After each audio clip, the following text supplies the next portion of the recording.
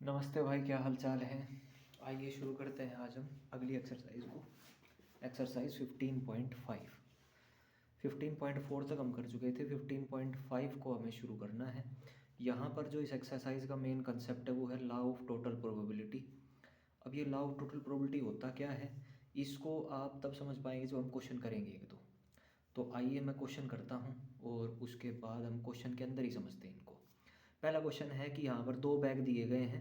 पहले बैग में 4 red 3 black ball हैं, दूसरे बैग में 2 रेड 4 ब्लैक बॉल है। पहले बैग में 7 बॉल है, दूसरे बैग में 6 बॉल है। यहाँ पर वो कह रहा है कि one bag is selected at random. पहला काम किया है कि किसी एक बैग को सिलेक्ट किया गया है। उसके बाद फ्रॉम द सिलेक्टेड बैग्स, जो बैग सिलेक्ट किया है उसके अंदर से हमने एक बॉल को निकाला है। तो हमसे पूछ रहा है कि find the probability that the ball drawn is red. इस बात की क्या संभावना है कि जो बॉल आपने निकाली है वो लाल कलर की होगी। अब आप मुझे एक बात सिंपल सी ये बता दो कि अगर आपके सामने दो बैग रखे हुए हैं और आपको उनमें से एक बॉल निकालनी है तो आप पहला काम क्या करोगे। जाहिर सी बात है, हम सबसे पहला काम तो बैग को सिलेक्ट करेंगे। भाई वो मेरी चॉइस पर डिपेंड करता है, क्या पता मैं बैग फर्स्ट को सिलेक्ट करूं, क्या पता मैं बैग सेकंड को सिलेक्ट करूं। मेरा कहने का तात्पर्य इतना है कि हमारा पहला टारगेट तो यही रहेगा ना कि हम कौन सा बैग चूज करेंगे। तो हमारा सबसे पहला काम, यानी आप प्रोबेबिलिटी में बस इतना पता कर लो कि पहले कौन सी घटना घटेगी बाद में कौन सी घटना घटेगी, आपका सवाल कभी गलत नहीं होगा। तो पहली घटना कौन सी घटेगी, बैग का सिलेक्शन होगा सबसे पहले। तो भाई अब यहाँ पर बैग का सिलेक्शन दो तरीके से हो सकता है, क्या पता बैग फर्स्ट सिलेक्ट हो जाए, क्या पता बैग सेकंड सिलेक्ट हो जाए। तो यहाँ पर E1 वो घटना होगी जब बैग फर्स्ट सिलेक्ट होगा, E2 वो घटना होगी जब बैग सेकंड सिलेक्ट होगा।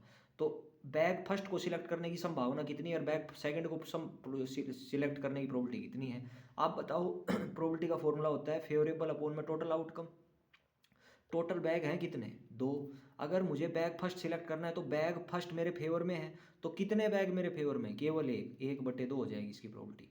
बैग सेकंड को सिलेक्ट करने की प्रोबेबिलिटी क्या होगी, टोटल बैग कितने हैं, दो। बैग सेकंड है कितने, केवल एक ही है, 1/2। तो बैग फर्स्ट को सिलेक्ट करने की प्रोबेबिलिटी भी 1/2, बैग सेकंड को सिलेक्ट करने की प्रोबेबिलिटी भी 1/2। अब आपने बैग को सिलेक्ट कर लिया, अब अगला काम क्या होगा, अगला काम होगा कि बॉल को निकालना। भाई अगला काम यही तो होगा।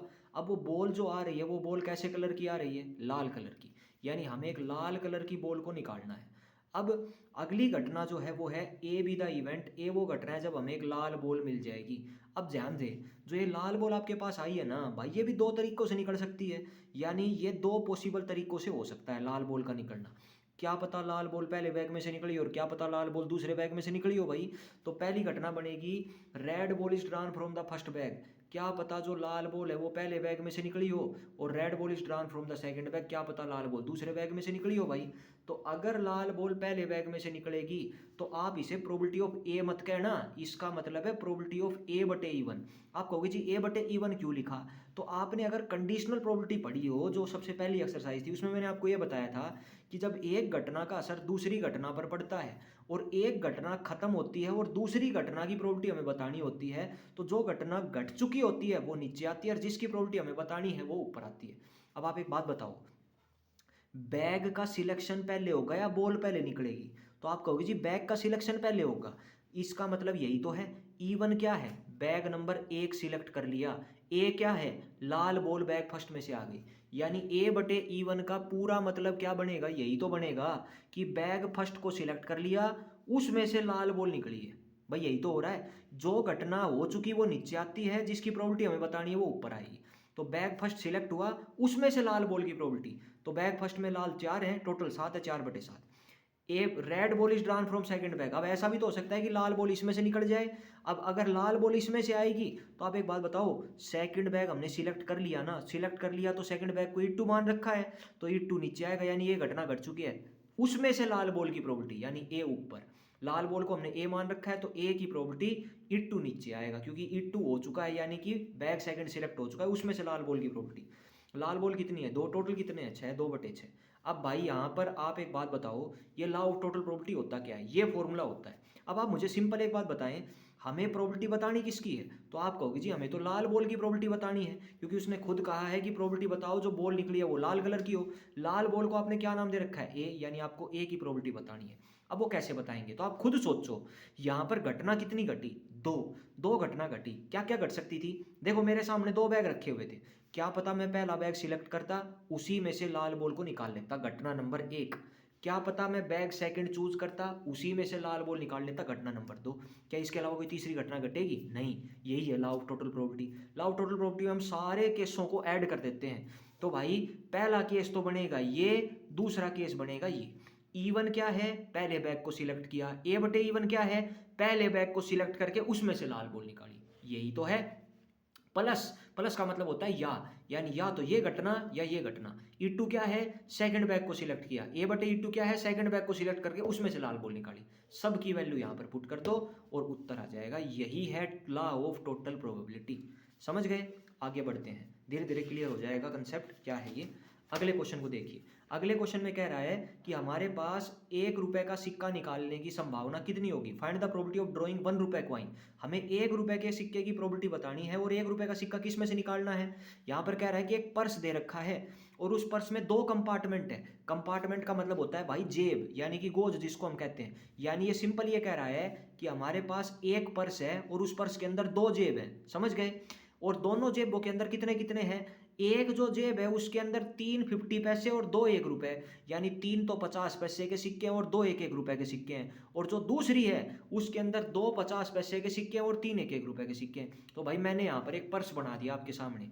पर्स के बीच में एक लाइन खींच दी। लाइन का मतलब हो गया ये जेब नंबर 1 हो गई और ये जेब नंबर 2 हो गई। आप किसी को भी 1 मान लो, किसी को 2 मान लो। मैंने इसको 1 मान रखा है, इसको 2 मान रखा है। जेब का इंग्लिश में नाम कंपार्टमेंट होता है। ये पर्स है। पहली जेब में 3 50 पैसे के सिक्के हैं, 2 1 रुपए के सिक्के हैं। दूसरी जेब में 2 50 पैसे के सिक्के हैं, 3 1 1 रुपए के सिक्के हैं। अब उसने ये कहा है कि मुझे किसकी प्रोबेबिलिटी बतानी है? 1 रुपए के सिक्के की प्रोबेबिलिटी बतानी है। यानी हमें कैसा सिक्का चाहिए? 1 रुपए का सिक्का चाहिए। अब आप एक बात बताओ, 1 रुपए का सिक्का पहली जेब में भी है और 1 रुपए का सिक्का भाई दूसरी जेब में भी है। संभावना क्या हो सकती है? 1 रुपए का सिक्का यहाँ से भी निकाला जा सकता है, यहाँ से भी निकाला जा सकता है। अब आप मुझे एक सिंपल बात बताओ, पहली घटना क्या घटेगी यहाँ पर? भाई सबसे पहली घटना ये घटेगी, आप जेब सिलेक्ट करोगे। यानी अगर आपको सिक्का निकालना है ना, तो पहला काम हम क्या करेंगे? हम जेब को सिलेक्ट करेंगे। क्या पता मैं पहली जेब सिलेक्ट कर लूं, क्या पता मैं दूसरी जेब सिलेक्ट कर लूं, उसके बाद ही तो मैं सिक्का निकालूंगा। यानी पहली घटना क्या बटेगी? E1 वो घटना है जब हमने फर्स्ट कंपार्टमेंट को चूज किया होगा, और E2 वो घटना है क्या पता हमने सेकंड कंपार्टमेंट को चूज किया होगा। भाई सिक्का निकालने के लिए मैं पहली जेब भी इस्तेमाल कर सकता हूँ, दूसरी जेब भी यूज कर सकता हूँ। तो मुझे तो यहाँ संभावना ही लिखनी है। तो E1 वो घटना है जब हमारे पास हमने फर्स्ट जेब को सिलेक्ट किया हो, E2 वो घटना है जब हमने सेकंड जेब को सिलेक्ट किया हो। अब देखो सिलेक्ट करने की प्रोबेबिलिटी क्या होगी? तो भाई टोटल जेब कितनी है? 2।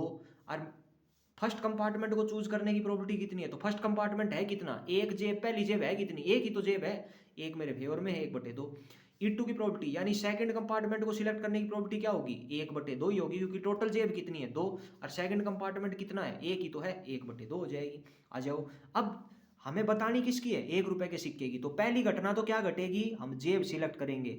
और दूसरी घटना क्या घटेगी? सिक्का बाहर निकालेंगे। और वो सिक्का कैसा आना चाहिए? 1 रुपए का आना चाहिए। तो अगली घटना है A be the event of getting a 1 rupee coin. यानी ये वो घटना है जब हमें क्या मिले? 1 रुपए का सिक्का मिले। अब आप एक बात बताओ, जो ये 1 रुपए का सिक्का आया है आपके पास, ये 2 तरीके से आ सकता है ना। क्या पता ये जेब नंबर 1 में से निकला हो, क्या पता ये जेब नंबर 2 में से निकला हो। तो पहला केस बनेगा the 1 rupees coin is drawn from the first compartment. यानी जो 1 रुपए का सिक्का निकला है वो क्या पता फर्स्ट कंपार्टमेंट में से निकला हो, और 1 rupee coin is drawn from the second compartment, क्या पता 1 रुपी का सिक्का सेकंड कंपार्टमेंट में से निकला हो। अगर फर्स्ट कंपार्टमेंट में से निकलेगा तो इसको हम कहेंगे A/E1। अब आपका सवाल होगा A/E1 क्यों कहेंगे? क्योंकि देखो जो नीचे लिखा होता है वो घटना हो चुकी होती है, और जो ऊपर होता है उसकी प्रोबेबिलिटी हमें बतानी है। ए को क्या मान रखा है हमने? 1 रुपए का सिक्का, तो इसकी प्रोबेबिलिटी हमें बतानी है। और E1 क्या है? जो हो चुका है। अब आप एक बात बताओ, E1 क्या मान रखा है? फर्स्ट कंपार्टमेंट को चूज किया है हमने। अब आप बताओ, पहला काम आप चूज ही तो करोगे, यानी पहला काम हमने सिलेक्ट किया होगा ना फर्स्ट कंपार्टमेंट को, उसके बाद ही तो सिक्का निकाला होगा। यानी E1 हो चुका है, तो ए की प्रोबेबिलिटी क्या होगी? यानी फर्स्ट कंपार्टमेंट चूज किया, उसमें से 1 रुपए के सिक्के की प्रोबेबिलिटी क्या होगी? फर्स्ट कंपार्टमेंट में 1 रुपए कितने सिक्के? 2, टोटल कितने? 5। अब सेम आगे देखो, इसको लिखेंगे ए बटे ई टू। ए बटे ई टू क्या मान रखा है, सेकंड कंपार्टमेंट को सिलेक्ट किया हो। क्या पता मैंने सेकंड को सिलेक्ट किया हो और उसी में से सिक्का निकाल लिया हो। अगर सेकंड को सिलेक्ट किया होगा तो ये काम हो चुका तो ये नीचे आएगा, क्योंकि जो घटना हो चुकी होती है वो नीचे आती है। और प्रॉपर्टी किसकी बतानी है, 1 रुपए के सिक्के की। 1 रुपए को क्या मान रखा है, ए, तो ये बटे टू हो जाएगा। 1 रुपए के कितने सिक्के, 3, टोटल कितने, 5। अब लाओ टोटल प्रॉपर्टी लगा दो। लाओ टोटल प्रॉपर्टी में क्या करना है, हमें किसकी प्रॉपर्टी बतानी थी भाई, 1 रुपए के सिक्के की। 1 रुपए के सिक्के को क्या मान रखा था, ए, तो यहाँ आएगा प्रॉपर्टी ऑफ ए। अब यहाँ पर हम सारे केस ले लेंगे, जितने भी केस बनेंगे। पहला केस क्या बनता, क्या पता मैं पहली जेब सिलेक्ट करता, सिक्का भी यहीं से निकालता। क्या पता मैं दूसरी जेब सिलेक्ट करता, सिक्का भी यहीं से निकालता। तो अगर मैं, यानी ये पहला केस, ये दूसरा केस, बीच में प्लस का निशान आएगा।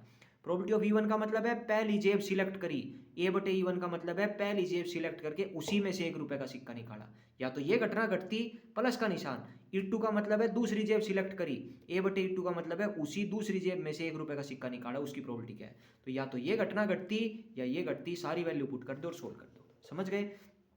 आगे करते हैं, अगले सवाल में देखेंगे तो यहाँ पर 2 पर्स दे रखे हैं। इस सवाल में एक ही पर्स था, एक पर्स में 2 जेब थी। यहाँ 2 पर्स हैं, 2 पर्स हैं। पहले पर्स में 4 सिल्वर 4 कॉपर के सिक्के हैं, दूसरे पर्स में 4 सिल्वर 3 कॉपर के सिक्के हैं। ये कह रहा है एक क्वाइन को बाहर निकाला जाता है, वन ऑफ द 2 पर्सेस, दोनों पर्सों में से किसी एक पर्स में से एक सिक्के को बाहर निकाला जाता है। इस बात की क्या प्रोबेबिलिटी है कि जो सिक्का बाहर निकलेगा वो सिल्वर क्वाइन का निकलेगा।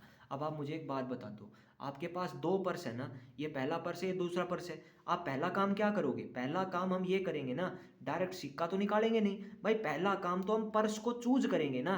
क्या पता मैं फर्स्ट पर्स को चूज कर लूँ, क्या पता मैं सेकंड को, क्योंकि जो सिल्वर का सिक्का मुझे चाहिए वो तो इसमें भी है और इसमें भी है, तो मेरी चॉइस है। क्या पता मैं इसमें से निकाल लूँ, क्या पता मैं इसमें से निकाल लूँ। तो पहली घटना क्या घटेगी, पर्स को चूज करना होगा। पहली घटना है पर्स को चूज करना। तो E1 be the event choosing first purse, क्या पता मैंने फर्स्ट पर्स को चूज किया हो। और E2 वो घटना है, क्या पता मैंने सेकंड पर्स को चूज किया हो। अब पहले पर्स को चूज करने की प्रोबेबिलिटी क्या होगी, टोटल पर्स कितने हैं, 2, और पहला पर्स कितनी बार है, केवल एक ही पर्स है। E2 की प्रोबेबिलिटी क्या होगी, टोटल पर्स कितने हैं, 2, और ये E2 कितनी, ये सेकंड पर्स कितनी बार है, केवल एक बार है, 1/2। तो पहले पर्स को चूज करने की प्रोबेबिलिटी भी 1/2, दूसरे पर्स को चूज करने की प्रोबेबिलिटी भी 1/2। अब अगली घटना क्या घट रही है, अगली घटना में वो कह रहा है कि जो सिक्का मुझे बाहर निकालना है वो सिक्का सिल्वर का होना चाहिए। तो मैंने अगला माना ये वो घटना है जब हमें एक सिल्वर का सिक्का मिलेगा। अब भाई यहाँ पर बनेंगे 2 केस। जो सिल्वर का सिक्का आया है, क्या पता वो पहले में से आया हो, क्या पता वो दूसरे में से आया हो। तो पहली घटना बनेगी silver coin is drawn, drawn का मतलब होता है निकालना, क्या पता वो फर्स्ट पर्स में से निकला हो। और silver coin is drawn from the second purse, क्या पता सिल्वर का सिक्का दूसरे पर्स में से निकला हो। अब इसको आप कैसे लिखोगे, इसको हम लिखेंगे ए बटे E1, ए मत लिखना, इसको ए बटे E1 लिखेंगे। E1 का मतलब क्या है, E1 का मतलब है फर्स्ट पर्स को सिलेक्ट किया। भाई आप एक बात बताओ, जो घटना हो चुकी होती है वो नीचे आती है ना, जिसकी प्रोबेबिलिटी हमें बतानी है ऊपर आती है। तो E1 हो चुका है, यानी फर्स्ट पर्स सिलेक्ट हो चुका है, उसमें से सिल्वर क्वाइन की प्रोबेबिलिटी, क्योंकि ए का मतलब है सिल्वर क्वाइन। तो इस पूरी बात का मतलब बनेगा फर्स्ट पर्स सिलेक्ट और उसमें से सिल्वर क्वाइन को हमने निकाला है। यानी सिलेक्ट पहले हुआ होगा, बाद में सिक्का निकाला होगा। तो ए बटे E1 लिखेंगे। सिल्वर के सिक्के कितने, 2, टोटल कितने, 6। अब silver coin is drawn from second purse. अब सेकंड पर्स को सिलेक्ट करने की प्रोबेबिलिटी क्या मान रखी है, E2, यानी सेकंड पर्स सिलेक्ट हो गया होगा, ए क्या मान रखा है, सिल्वर कॉइन, उसमें से सिल्वर कॉइन निकला होगा। भाई अगली घटना यही हो सकती है कि सेकंड पर्स को सिलेक्ट किया होगा, सिल्वर का सिक्का इसमें से निकाला होगा। सिल्वर के सिक्के कितने, 4, टोटल कितने, 7, 4/7। अब लाओ टोटल प्रोबेबिलिटी लगा दो। लाओ टोटल प्रोबेबिलिटी क्या कहता है कि सारी संभावनाओं को जोड़ दो। मुझे प्रोबेबिलिटी किसकी बतानी थी, सिल्वर के सिक्के की। सिल्वर के सिक्के को क्या मान रखा है, ए, यानी ए की प्रोबेबिलिटी बतानी है। अब देखो यहाँ पर सारे केसों को ऐड कर दो। पहली घटना क्या बनेगी, पहली घटना ये बनती कि मैं फर्स्ट पर्स को चूज करता, सिक्का भी यहीं से निकालता। दूसरी घटना क्या बनेगी, मैं सेकंड पर्स को सिलेक्ट करता, सिक्का भी यहीं से निकालता।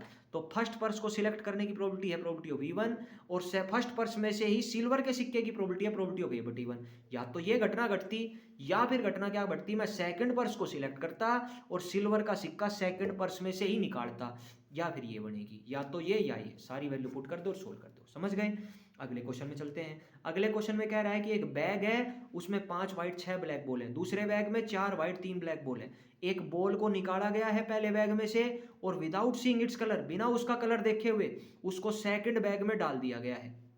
हमें क्या बताना है, find the probability that it now A ball is drawn from the second bag, it is black in colour. आइए मैं आपको समझाता हूँ क्या कह रहा है यहाँ पर। ये कह रहा है कि ये पहला बैग है, ये दूसरा बैग है। पहले बैग में 5 वाइट 6 ब्लैक बॉल है, दूसरे बैग में 4 वाइट 3 ब्लैक बॉल है। पहले बैग में 11 बॉल, दूसरे बैग में 7 बॉल। इसने ये कहा है सवाल में कि सबसे पहला काम मैंने पहले बैग में से एक बॉल को निकाला और निकाल करके दूसरे में डाल दिया।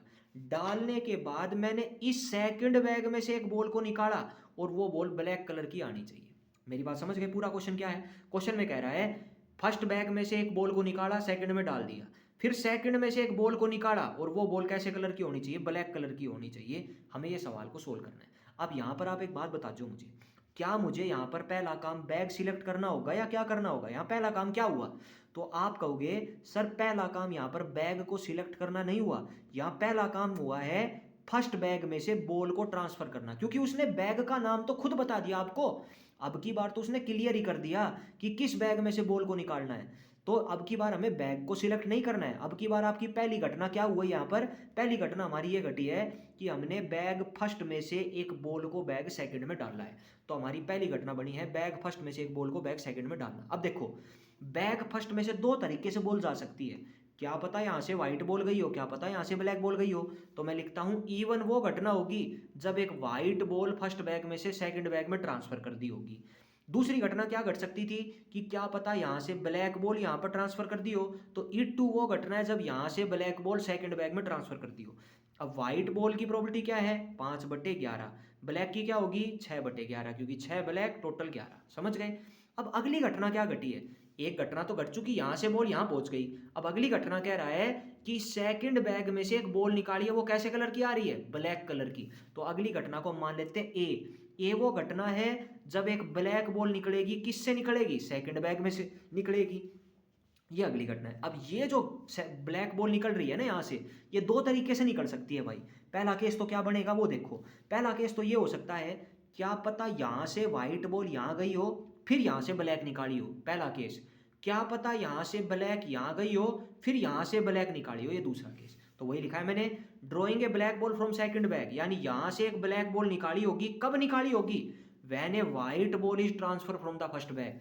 जब यहाँ से व्हाइट बॉल यहाँ आ गई हो तो यहाँ से ब्लैक बॉल की प्रोपर्टी क्या होगी? अब आप एक बात बताओ, इस सेकंड बैग में 4 व्हाइट और 3 ब्लैक बॉल है, एक व्हाइट फर्स्ट बैग में से आ गई तो कितनी हो गई? 5 व्हाइट 3 ब्लैक हो गई कि नहीं? अब मुझे तो इसमें से ब्लैक निकालनी है, तो ब्लैक कितनी हो गई? 3, और टोटल कितनी हो गई? 8। इसको क्या लिखेंगे? A/E1। A/E1 क्यों लिखेंगे?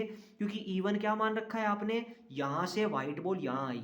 तो आप एक बात बताओ, यहाँ से व्हाइट बॉल यहाँ आई, उसके बाद यहाँ से ब्लैक निकाली है, यानी ये घटना तो घट चुकी है ना। जो घट चुकी होती है वो तो नीचे आती है, और बतानी किसकी है आपको? Black ball. ब्लैक बॉल को क्या मान रखा है? A/E1 लिखेंगे इसको।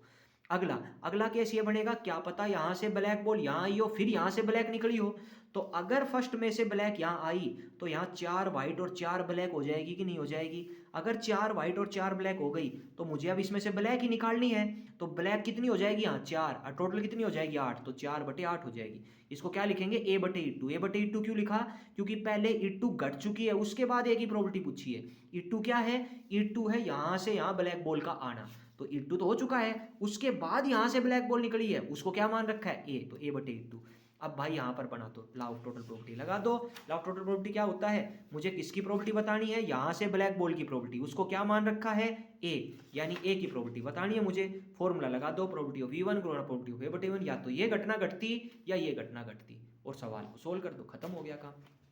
आगे बढ़ते हैं अगले सवाल में। देखिए अगला क्वेश्चन है क्वेश्चन नंबर 5। यहाँ पर कह रहा है 2 बैग है, ये बैग नंबर 1 है, ये बैग नंबर 2 है। बैग नंबर 1 में 3 व्हाइट 2 रेड है, बैग नंबर 2 में 2 व्हाइट और 4 रेड है। यहाँ पर क्या कह रहा है? One ball A bag is transfer, one ball A ball is transfer from the bag 1 to bag 2 without seeing its colour. यहाँ पर भी बिल्कुल सेम क्वेश्चन कह रहा है कि बैग 2 दे रखे हैं, पहले बैग में से दूसरे बैग में एक बॉल को ट्रांसफर किया गया बिना उसका कलर देखे हुए। Then a ball is drawn from bag second, उसके बाद बैग सेकंड में से एक बॉल को निकाला गया। और find the probability of getting a red ball, तो लाल बॉल निकलने की प्रोबेबिलिटी क्या होगी? दोबारा सुने, 2 बैग हैं, पहले बैग में से एक बॉल को निकाला बिना उसका कलर देखे हुए, बैग सेकंड में डाल दिया, फिर बैग सेकंड में से एक बॉल को निकाला तो वो बॉल लाल कलर की होगी। इसकी क्या संभावना है, हमें ये बताना है। समझ गए? आइए अब हम चलते हैं क्वेश्चन को पढ़ते हैं। मुझे बता दो क्या ये क्वेश्चन बिल्कुल डिट्टो क्वेश्चन नंबर 4 जैसा है या नहीं है। अब यहाँ पर देखो पहली घटना क्या घटी? पहली घटना ये घटी, बैग फर्स्ट में से बॉल निकली है ना, बैग फर्स्ट में से एक बॉल यहाँ डाली गई है, यही तो पहली घटना घटी है। अब यहाँ पर दो बॉल दो तरीके से निकल सकती है, क्या पता यहाँ से व्हाइट बॉल यहाँ गई हो, क्या पता यहाँ से रेड बॉल यहाँ पर गई हो। तो पहली घटना होगी E1 वो घटना होगी जब क्या पता बैग फर्स्ट में से बैग सेकंड में एक व्हाइट बॉल को ट्रांसफर किया गया हो। E2 वो घटना होगी जब बैग फर्स्ट में से बैग सेकंड में एक लाल बॉल को ट्रांसफर किया गया हो, वही मैंने लिख रखा है। तो व्हाइट बॉल की प्रोबेबिलिटी 3/5, रेड की प्रोबेबिलिटी 2/5। अगली घटना क्या घटी है, अब आपने बॉल को ट्रांसफर कर दिया, अगली घटना है बैग सेकंड में से एक बॉल को निकालना है, और बैग सेकंड में से जो बॉल निकालनी है वो कैसे कलर की आनी चाहिए, लाल कलर की आनी चाहिए। तो ए वो घटना होगी जब यहाँ से एक लाल बॉल निकलेगी, कहाँ से, सेकंड बैग में से, उसको हमने मान लिया। अब जो ये लाल बॉल है ना, ये दो तरीके से निकल सकती है। पहली घटना तो क्या घटेगी, क्या पता यहाँ से व्हाइट बॉल आई हो इसमें और फिर यहाँ से लाल बॉल निकाली हो, पहली घटना। दूसरी घटना होगी क्या पता यहाँ से लाल बॉल यहाँ आई हो फिर यहाँ से लाल बॉल निकाली हो। तो पहला केस बनेगा कि यहाँ से हम, पहला case, drawing a red ball from second bag, यानी सेकंड बैग में से एक लाल बॉल की प्रोबेबिलिटी, और वो कब, जब यहाँ से एक व्हाइट बॉल यहाँ आई हो, when a white ball is transfer from the first bag, यानी जब यहाँ से एक व्हाइट बॉल आ गई हो तो यहाँ से लाल बॉल की प्रोबेबिलिटी क्या होगी। अब आप खुद बताओ, अगर यहाँ से एक व्हाइट आई तो यहाँ 3 व्हाइट 4 रेड हो गई कि नहीं हो गई। अब मुझे यहाँ से रेड निकालनी है, तो यहाँ 3 व्हाइट 4 रेड हो गई, तो रेड कितनी, 4, टोटल कितनी हो गई है, 7, तो 4/7 हो जाएगा। इसको लिखेंगे A/E1, क्योंकि E1 क्या था, पहले बैग में से एक व्हाइट बॉल का आना, तो वो पहले घटी है, और ए क्या है, लाल बॉल का निकलना दूसरे बैग में से, ये पहले घटेगी ये बाद में घटेगी, तो ये हो जाएगा। अगली घटना क्या हो सकती है कि भाई फर्स्ट बैग में से लाल बॉल आई हो सेकंड बैग में, और उसके बाद हमने लाल बॉल ही सेकंड बैग में से निकाल दी हो। अब सेकंड बॉल में बैग में 2 व्हाइट और 4 रेड है, एक रेड और आ गई इसके अंदर, तो 2 व्हाइट और 5 रेड हो गई। अब मुझे तो रेड ही निकालनी है, तो रेड कितनी हो गई, 5, और टोटल कितनी हो गई, 7, 5/7। लाओ टोटल प्रॉपर्टी लगा दो और सोल्व कर दो। ठीक है, अगला क्वेश्चन देखें, क्वेश्चन नंबर 6। यहाँ पर कह रहा है कि एक ही बर्तन दे रखा है, अर्न का मतलब होता है बर्तन, इसमें 5 रेड और 5 ब्लैक बॉल है। यहाँ पर कह रहा है a ball is drawn at random, हमने इसमें से एक बॉल को निकाला, और निकालने के बाद हमने उसका कलर देखा, और कलर देखने के बाद जिस कलर की वो थी उसी कलर की 2 बॉल इसमें और डाल दी। अब यहाँ पर 2 पॉसिबिलिटी बन सकती है। उसके बाद, अच्छा उसके बाद पहले क्वेश्चन को पढ़ें, 2 बॉल और डाल दी, उसके बाद then a ball is drawn at random, उसके बाद हमने फिर दोबारा से एक और बॉल को निकाला, और अब की बार जो सेकंड बॉल आई है वो लाल कलर की होगी, इसकी क्या प्रोबेबिलिटी होगी। तो देखो भाई, हमें सबसे पहले यहाँ पर घटना देखनी है, घटना पहली कौन सी घटेगी। तो पहली घटना घटी है, यहाँ से एक बॉल को निकाला, उसका कलर देखा, और कलर देखने के बाद उसी रंग की 2 बॉल इसमें डाल दी। तो पहली घटना है, यहाँ से एक बॉल निकलेगी। अब यहाँ से जो बॉल निकलेगी वो लाल भी हो सकती है, ब्लैक भी हो सकती है। तो E1 वो घटना होगी जब यहाँ से एक लाल बॉल बाहर निकल गई हो। E1 वो घटना है जब रेड बॉल मिल गई हो हमें फर्स्ट ड्रा में। बट ड्रा कितने हुए, 2 ही तो हैं। ड्रा का मतलब है निकलना, बॉल का निकलना। पहला ड्रा कौन सा है, जब पहली बार बॉल निकाली थी और उसका कलर देख के 2 और डाल दी थी। और दूसरी घटना कौन सी है, जो बाद में लास्ट में हमने बॉल निकाली है, ठीक है, सेकंड ड्रा के अंदर, सेकंड बॉल कहेंगे उसको। तो E1 पहली घटना है जब यहाँ से एक लाल बॉल निकली हो। E2 कौन सी घटना है, क्या पता, यहाँ से एक ब्लैक बॉल निकली हो। अब यहाँ से लाल बॉल कितनी है भाई, 5, टोटल कितनी है, 10, ब्लैक बॉल कितनी है, 5, टोटल कितनी है, 10, 5/10 हो जाएगा। आगे चलते हैं, अगला देखो यहाँ पर। अब मैंने आपको ये बता रखा है कि यहाँ पर ए इवेंट हमेशा आपको वो मानना है जिसकी प्रोबेबिलिटी आपको बतानी है। अगर नहीं बताया तो अब सुन लो, ए हमेशा वो इवेंट माना जाएगा जिसकी प्रोबेबिलिटी आपको बतानी है।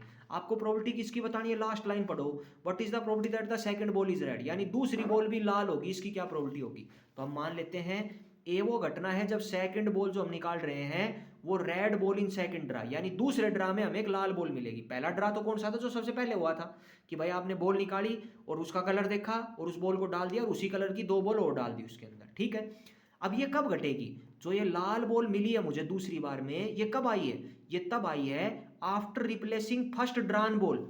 हम जब फर्स्ट ड्रॉन बॉल को रिप्लेस कर देंगे, देखो मैंने पहले बॉल को निकाला, फर्स्ट ड्रा था वो, मैंने उसका कलर देखा, तो मैंने उसको तो रिप्लेस कर ही दिया, साथ साथ उसी कलर की 2 और बॉल भी डाल दिया। वही लिखा है कि दूसरी बॉल हमने तब निकाली है जब पहली बॉल को हमने रिप्लेस कर दिया, यानी पहली बॉल को निकाला था, उसका कलर देखा था, उसको तो अंदर डाला ही डाला, and 2 additional ball of same colour, और उसी कलर की 2 बॉल्स को और डाल दिया, तो ये बॉल तब निकल रही है।